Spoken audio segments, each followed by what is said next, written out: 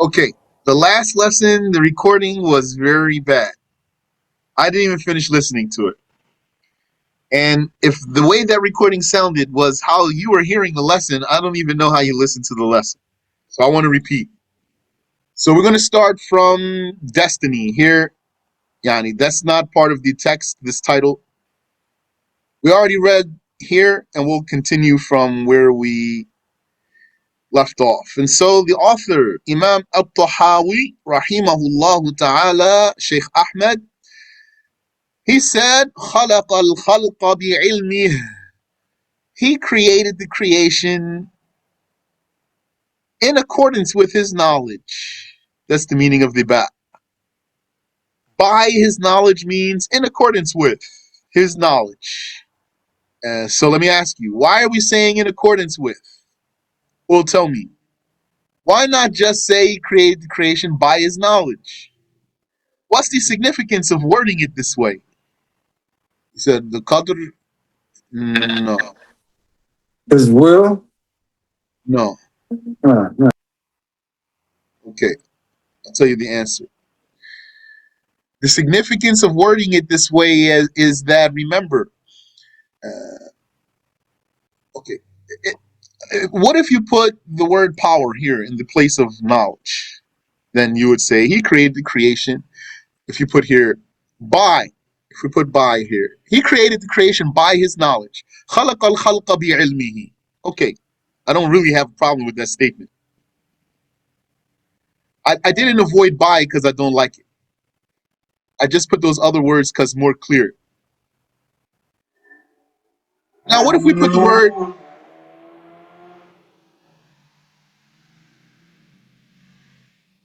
What if we put the word power here? He created the creation by his power. Then, if you do that, this word by is going to have a different meaning. If you just replace the word knowledge with the word power.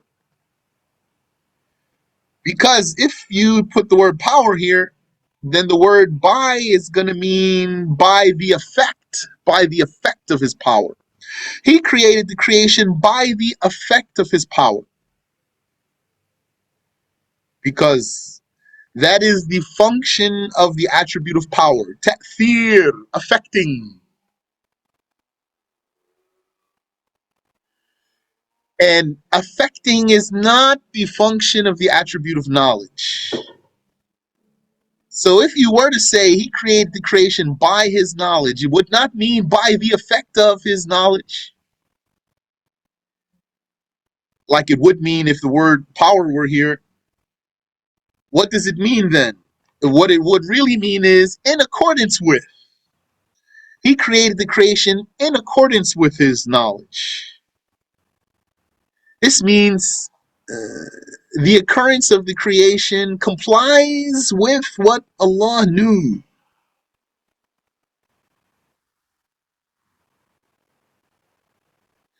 And that is the signal to destiny. So that's two different things here. One is discussing the meaning of this letter bat in the statement of the author. That pretty much means by. He created the creation by his knowledge. When we talk about the attribute of knowledge, we need to understand what by would mean. It would mean in accordance with. Because why? So if I ask you another time, here's the answer. Because knowledge does not affect the creations. So in accordance with is a signal to what knowledge pertains to, what knowledge relates to. Knowledge does not pertain to affecting.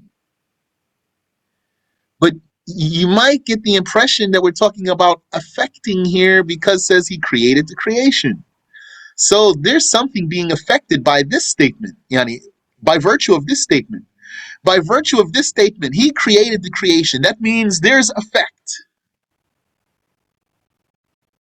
But the effect is not by the knowledge. The effect is rather in accordance with the knowledge. The effect is by the power and by the will. And what happens is in accordance with his knowledge. And but the Arabic preposition, which is the ba, is going to be the same preposition. Is that clear?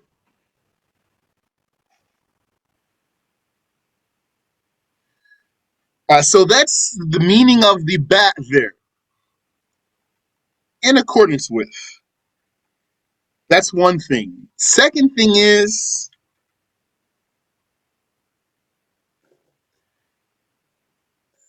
this statement is a signal to destiny. He created the creation by his knowledge in accordance with his knowledge. Therefore, he has one knowledge that is encompassing of everything known. Allah has one knowledge that is encompassing of everything known. And by his knowledge, he knows what will happen and he knows what's not going to happen and if it would happen, how it would happen. Therefore, there is a destiny. That's why both Ash-Shafi'i and Abu Hanifa said, if the destiny denier submits to the knowledge of God, he is defeated. Yani if he confesses, if he grants that Allah knows everything in eternity, and yet he's a destiny denier, then he is defeated. إِذَا سَلَّمَ الْعِلْمَ خُصِيم. That's the statement of Ash-Shafi'i. If the destiny denier grants the knowledge, this is debate talk here. If he grants the knowledge, if he submits and agrees to the eternal knowledge of God being true, then he is defeated. If he grants the knowledge, then he is defeated. Then At-Tahawi said, وَقَدَّرَ لَهُمْ أَقْدَارًا. Okay. Now I'm reviewing with you. I see to separate these two statements. Here. وَقَدَّرَ لَهُمْ أَقْدَارًا. That's one thing. وَضَرَبَ لَهُمْ آجَالًا. So let's look at both of them. وَقَدَّرَ لَهُمْ أَقْدَارًا. Now, don't get confused here. You see the letters Qaf, Dal, Ra here, Qaddara. And you see the letters Qaf, Dal, Ra here also, Aqdar. But these two words are coming from two different sources. Yes, same root letters, but two different sources. So the source of Qaddara is Taqdir, and the source of Aqdar is Qadr, with a sukoon on the dal. Then there's a third word, which is Qadar, with a fatha on the dal. So don't mix Qadr and Qadar. Will help if you can pronounce the Arabic words clearly. Then you're going to be deliberately saying Qadar and Qadr.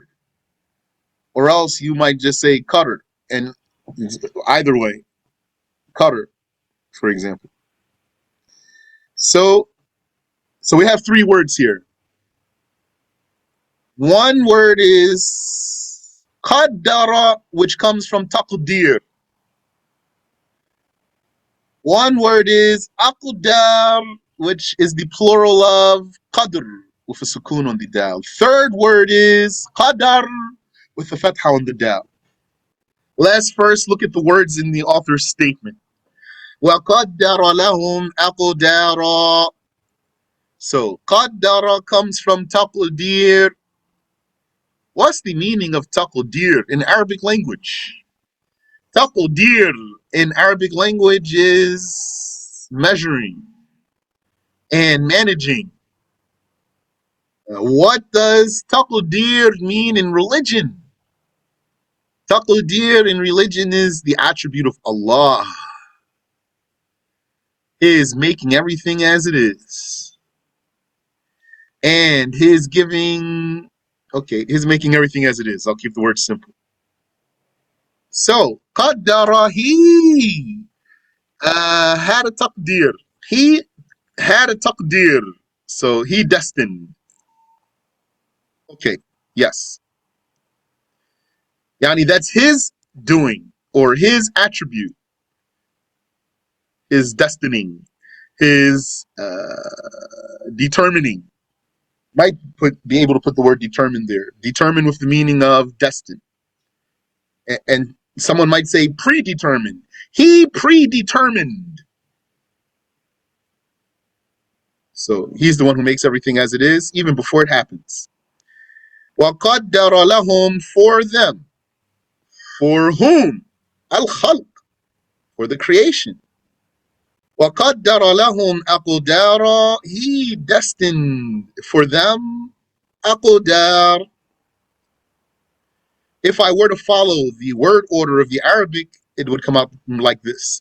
And he destined for them amounts or allotments. I think Haj Ali's translation uses the word allotments or something like that. That's fine word, no problem. Might be better than what's here. But what does this mean?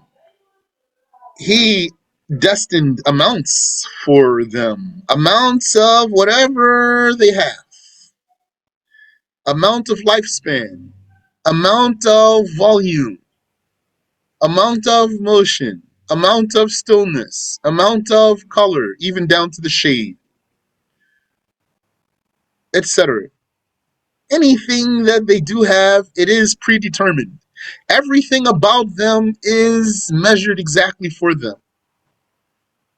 I was trying to remember something. In our Muhkam and Mutashabi lessons, I was mentioning for you some of the things that are Mutashabi. Yani, like, how are the deeds weighed? We don't know. Where's the guarded tablet? Over the Arsh or under the Arsh? We don't know. How's the Arsh? How's the Kursi? We don't know. It's ambiguous for us. And there was something in my mind. I wanted to mention it then in the lesson. I had thought about it, and I said, when I give the lesson, I'll mention it. And then in the lesson, I knew I wanted to mention something. I couldn't remember what it was. Now I just remembered. Something else ambiguous for us. Which is what? Didn't the Prophet sallallahu alaihi wasallam say that the angel blows the soul into the fetus and then writes ala batni ummihi, if I just translate the words as they are, writes on the belly or the stomach or the inside of the mother 4 things. What will he write? He will write if it's male or female, and if he will die as a believer or a kafir, and what shall be his sustenance, and when is his appointed death time.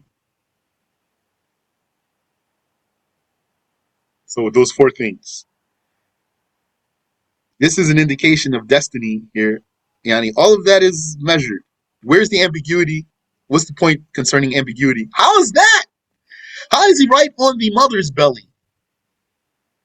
I don't know.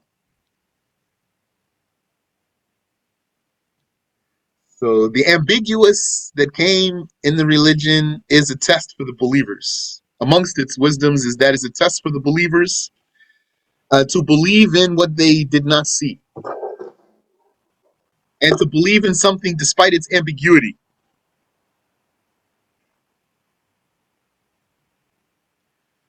Yani, it's a test for all the people. Some of them will pass and some of them will fail.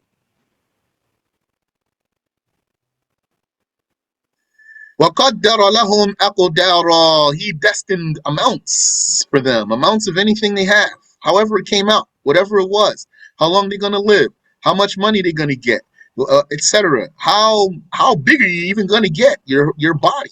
How small will you get? What's your biggest? What's your smallest? Where are you going to go? Etc. How long are you going to live? Etc. Etc. How much knowledge you will have.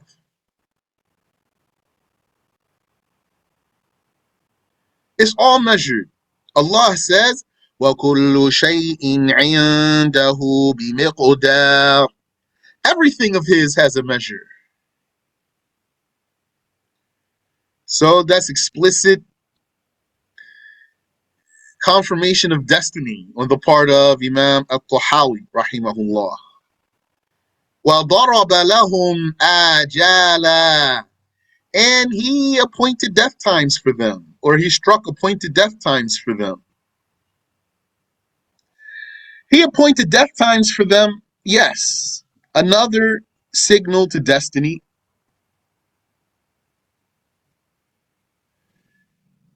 Because a person will die at the exact moment that Allah Ta'ala willed for him to die, not a moment sooner nor a moment later. That's the creed of Ahlus Sunnah. As for the Mu'tazilah, they said a killer created the death in the killed one. And they say the killed one has two death times, two appointed death times. Which I find strange that they would even consider that there is an appointed death time while they deny destiny. Why would there be any appointment if there's no destiny? But they said the killed one, they mistakenly said the killed one has two death times, appointed death times. The one he died at when he was killed, and the one he would have died at had he not been killed, and he would have died later. This is denial of destiny. They are saying this as a denial of qadar. That's blasphemy. Ahlul Sunnah said there is one appointed death time for any living one, any living creature. Whether he was killed or not. Whether he died because he was killed or he died because his life expired. The lights went out, the soul came out. And Ahlul Sunnah said to believe that there are two appointed death times for any individual is like believing that Allah doesn't know. It has in it the hint at attributing to God ignorance and foolishness. Now, they said something here that's very important for you to tell the difference between. They said the killer created the death in the dead person. Now, yeah, it's clear for you that only Allah is the creator. That part is clear. That's not what needs to be clarified for you, because it's already clear for you. What needs to be clarified for you is the difference between killing and dying. Yani the difference between being killed and dying. What's the difference between being killed and dying? And I'm talking about the killed one. I'm not talking about someone who died without being killed. The killed one. What's the difference? There's a difference. There is a difference between being killed and dying. This is what you need to understand this case clearly. Because being killed means to receive the act of a killer. Dying, yani being dead is not the attribute of the killer. The death is not the attribute of the killer. It's not the creation of the killer. Rather, death is the attribute of the dead one. Killing is the attribute of the killer. Being dead is the attribute of the dead one. So don't mix these. What does it mean that killing is the attribute of the killer? It means the act of killing is whatever the killer engaged in that causes death in the dead one. That's the killing. Engaging in what causes death in the dead one. So that's what the killer is attributed with. The killer is not attributed with creating any death, and he's not attributed with the death of the dead one. The killer is attributed with engaging in the act that leads to death. not the death itself. So the killer is going to be attributed with stabbing or shooting or the likes of that. And Allah will create the death and the killed one by the act of the killer. And then death will be the attribute of the dead one. I think that's clear. Any question here?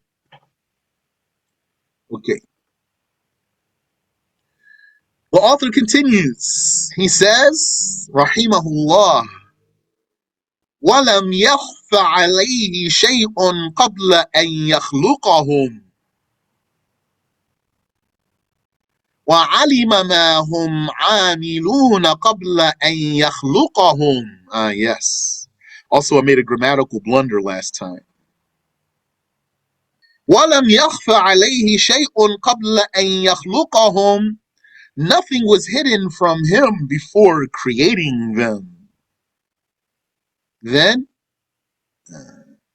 this statement of Tahawi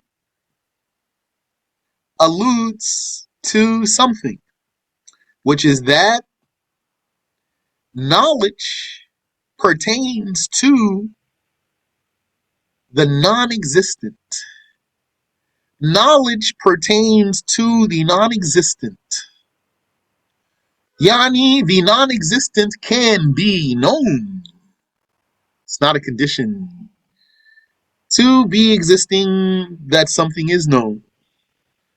And therefore it is valid. What Tahawi said, nothing was hidden from him before creating them. Yani, as if there's an implication here, which is about them. Nothing about them was hidden from him before creating them. So then knowledge is different from sight, because something that, or yani, without existence, how can I say what I want to say really the right way? The validator of visibility is existence. The validator of visibility, yani being seen, or possibly even being seen, not necessarily being seen. When I say being seen, just the possibility merely, at least the possibility. The validator of being seen, of visibility being seen, is existence. So, but that's not the validator of being known. Existence is not what validates something being known. And therefore, Allah knew everything before it happened. But we don't say He saw everything before it happened, because we don't say that sight pertains to nothingness.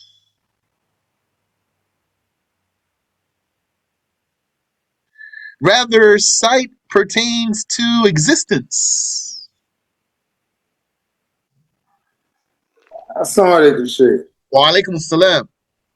I didn't hear the first part, but if someone says sight, you said sight pertains to existence. What about someone who come with the opposite? Say, well, if sight comes with existence, well, if I don't see God, He doesn't exist. That's why I was saying, even the possibility. Yeah. Because God can possibly be seen. He can possibly be seen. We are not saying if something exists, you will see it. We are saying if you saw something, it's because it exists. Yeah, I got that part. No. So that's how I would answer that person. If he were to say, try to turn my words around on me in that way, I'd say to him, I am not saying that if something exists, you will see it. What I'm saying to you is, if you can see something, then it exists. And that's not the same for knowledge. It's not a condition that, yani, let me say the same formula. If you know something, that doesn't mean it exists.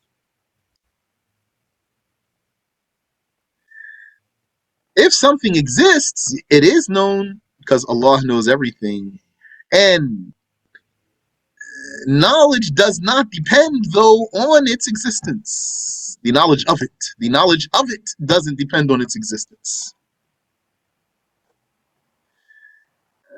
So then someone, if he understands what I'm saying, he might ask what I'd say is a rational conclusion. And then he'd say, so you're saying Allah did not see the creations before he created them? I'll say that's correct. And then he might say, so you're saying the sight of Allah changed? And I will say, no, I'm not saying that. So then he might say, so I don't understand then. And then I would say, like speech, Allah speaks eternally. His speech, he spoke about creations before they existed. And his speech does not change. He speaks eternally and everlastingly. Before the creation existed, he spoke eternally about creations. After the creation existed, he still speaks with the same speech. His speech never changed, it never started, and it never stopped. And it still pertains to the creations that happened. His speech pertains to creations that didn't happen and pertains to creations that already happened without that speech changing.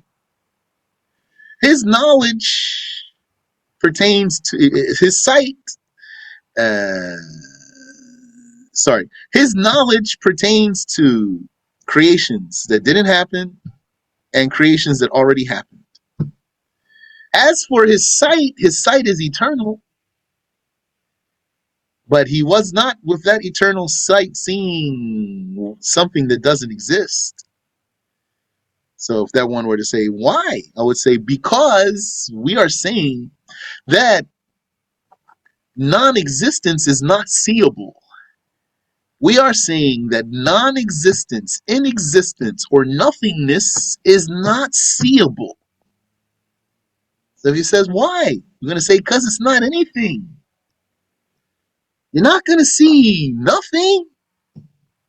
That's why. So I think that's clear. If you put it that way. Yeah, that's You're clear. not going to see nothing. Sorry? No, I said, yeah, that's clear to me. Yes. You're not going to see nothing. So what's seen needs to be, or would be, it's a condition, to be existing, to be seeable. And that's the difference between knowledge and sight. But very important for you to know, and we'll come back to it, there's something that knowledge and sight have in common,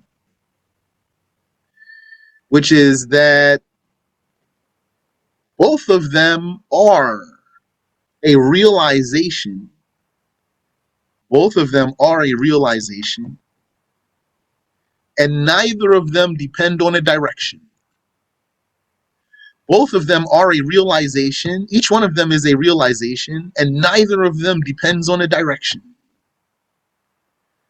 So that same one, he might say, what? I don't understand. So I would say, okay, what I'm saying to you is, don't you know Allah exists? And he'll say, yeah, I know. So I'll say, does he have to be in a direction for you to know that? And he'll say, no. So I'll say, okay, same thing. Allah can be seen. He doesn't have to be in a direction for you to see him, just like he doesn't have to be in a direction for you to know him. MashaAllah. So we're going to come to talk about seeing Allah and talk about seeing more broadly when we come to the chapter of seeing Allah Ta'ala. But I'll leave that issue with this statement. Know that if you saw something that's in a place, you didn't see it because it's in a place. Now there's a laptop in front of me. I see it. And there's a lamp just to the side. I can see that too. I don't see it because it's in a place. That's not the reason I see it. Rather, I see it because it exists. And when you see something, you're going to see it as it is. So I don't see it because it's in a place. Rather, I see it in a place because that's how it is. I see it in a place because that's how it is. It's in a place. So when I see it, I'm going to see it in a place. I'm not going to see it because it's in a place. And when you see Allah, you're going to see Him as He is, without a place. Just like you know Him, without a place. وَلَمْ يَخْفَ عَلَيْهِ شَيْءٌ قَبْلَ أَنْ يَخْلُقَهُم. Nothing was hidden from Him before creating them. وَعَلِمَ مَا هُمْ عَامِلُونَ قَبْلَ أَنْ يَخْلُقَهُم. And He knew that which they shall be performers before creating them. So here in the translation, we chose an adjective instead of a verb because Tahawi chose an adjective, amilun, performers. If you were to put a verb there, you would say, and He knew that which they would perform for creating them, which is easy to say and is still clear. It gives the meaning, except it just loses a little bit of the meaning. The meaning of uh, their persons. The meaning of their persons would be missing, if you put it that way. When you say performer, then you are talking about the act and the one who does it. When you say performer, there's two things here: an act and who's doing the act. He knew that which they shall be performers before creating them. وَعَمِلَ مَا هُمْ عَامِلُونَ قَبْلَ أَنْ يَخْلُقَهُمْ. Okay, so same thing here. A statement that shows that knowledge does relate to what does not exist. And Allah has that knowledge of what does not exist. He knows how it shall be when it exists, and He knows how it would be if it were to exist, but is never going to exist. As for the blunder that I made last time, I said, وَعَلِمَ مَا هُمْ عَامِلُونَهُ عَامِلُونَهُ. I was supposed to drop the noon. وَعَلِمَ مَا هُمْ عَامِلُوهُ قَبْلَ أَنْ يَخْلُقَهُ. Then it's correct. He said, وَأَمَرَهُمْ بِطَاعَتِهِ وَنَهَاهُمْ عَنْ مَعْصِيَتِهِ. He commanded their obedience to Him and forbade them from His disobedience. Yes. And I mentioned for you, His command, His amr, and His forbiddance, His nahi, are His speech. That's the origin of that. When we say Allah commands and forbids, Allah commanded you, Allah forbade you, it refers back to His speech. This is what the theologians understand. But maybe someone who doesn't study the theology, the kalam, he doesn't connect command and prohibition to speech.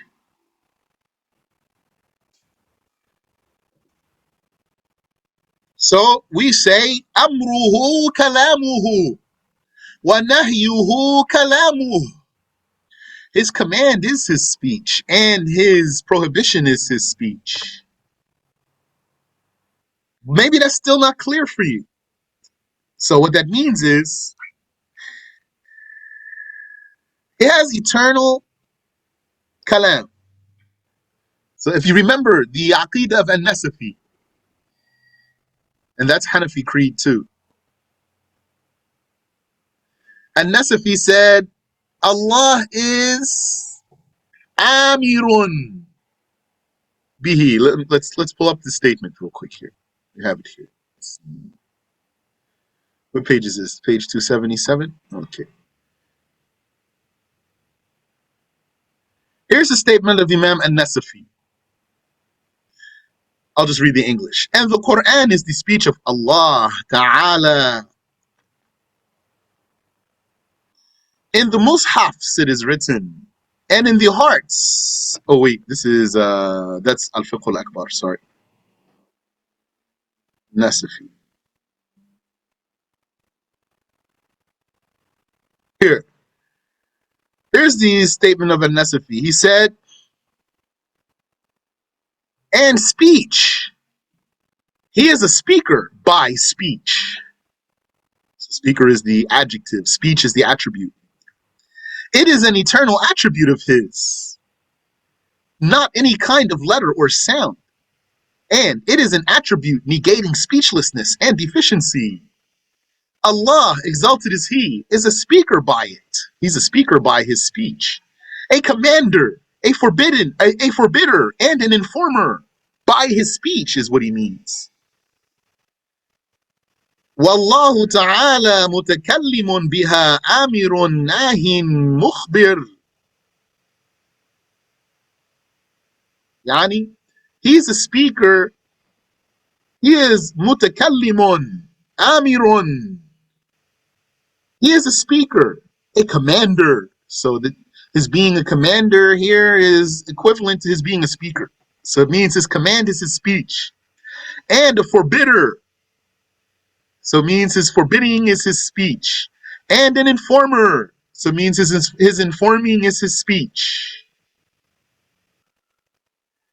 So here, Tahawi said, he commanded their obedience and forbade them from disobedience. So that refers back to his speech.